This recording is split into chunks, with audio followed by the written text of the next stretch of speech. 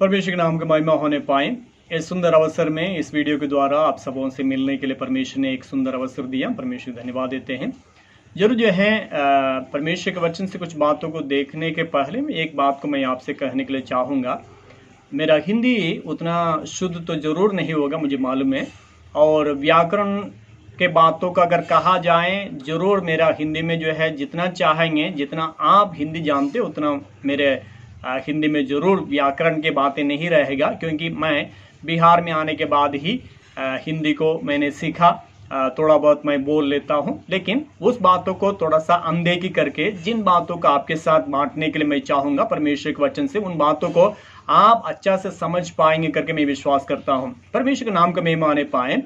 मैं एक बात के ऊपर थोड़ा सा जोर देने के लिए चाहूँगा। हमारा परमेश्वर आपको और हमें इस दुनिया में अगर मानव के रूप में भेजा है, आपके लिए मेरे लिए एक उद्देश्य को रखा है, एक योजना को रखा है।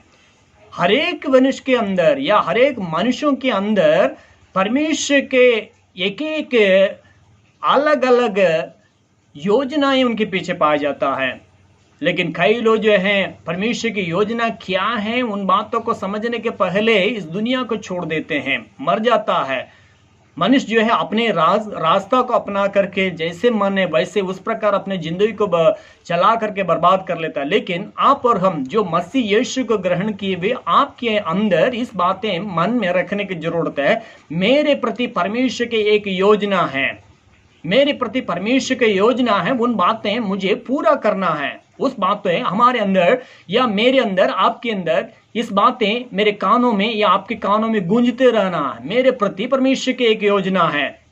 यीशु मसीह को भी इस दुनिया में अगर पिता परमेश्वर ने भेजा, उनके पीछे एक बहुत बड़ा योजना था। उस योजना को पूरा करते हुए हम देख सकते हैं।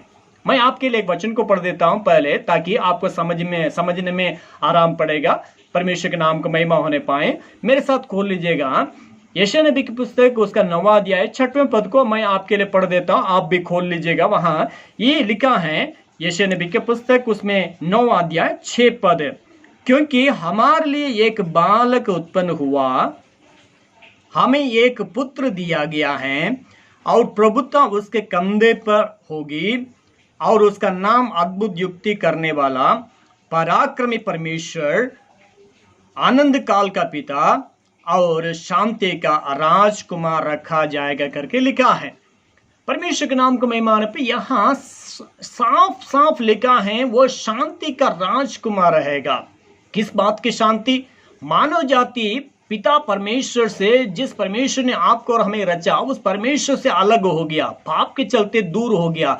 उस मानव जाति से मेल मिलाप कराने के कार्य को करने के लिए यीशु मसीह इस दुनिया में मानव के रूप में आया। आपसे और हमसे प्रेम रखने के चलते उसने आकर के आपके लिए, मेरे लिए अपने जान को दिया। पिता परमेश्वर से आपका और मेरा मेल मिलाप का कार्य को किया। इसलिए हम अब्बा पिता करके पुकारने का उस अधिकार को हम आज पाए हैं यीशु मसीह का मृत्यु के चलते। परमेश्वर के नाम का महिमा आने पाए।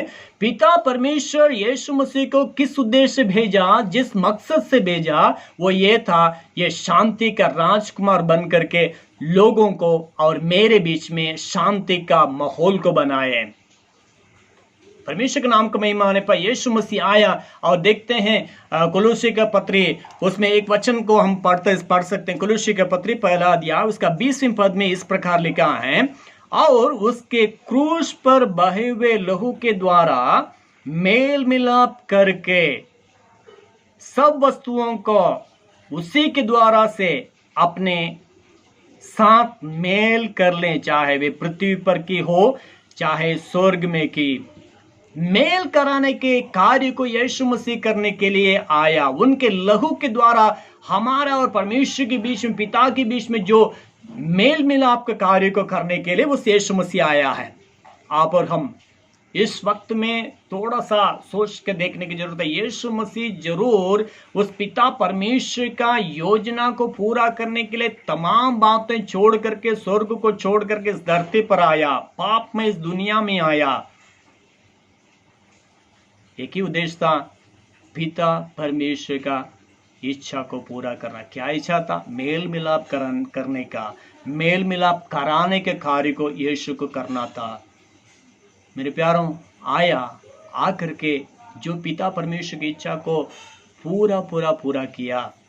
आखिर में यीशु मसीह मृत्यु के उस वक्त में कह रहे हैं कि उस वचन को मैं आपके लिए पढ़ने के लिए चाहूंगा। मेरे साथ खोल लीजिएगा यूहन्ना रचित सुसमाचार उसका 19वें अध्याय उसका 30वें पद को वहाँ एक शब्द वहाँ लिखी गई है। उस बातों को थोड़ा सा आप उस पर ध्यान देंगे। उसमें लिखा है 19वें अध्याय 30वें पद, जब यीशु ने वो सिरका लिया तो कहा पूरा हुआ, और सिर झुकाकर प्राण त्याग दिया। यीशु मसीह का आने का मकसद को जब यीशु मसीह ने पूरा किया, वो कहता है पूरा हुआ। पिता परमेश्वर का मेरे प्रति जो योजना था उन बातें पूरा हो गई, मैं पूरा कर लिया हूं।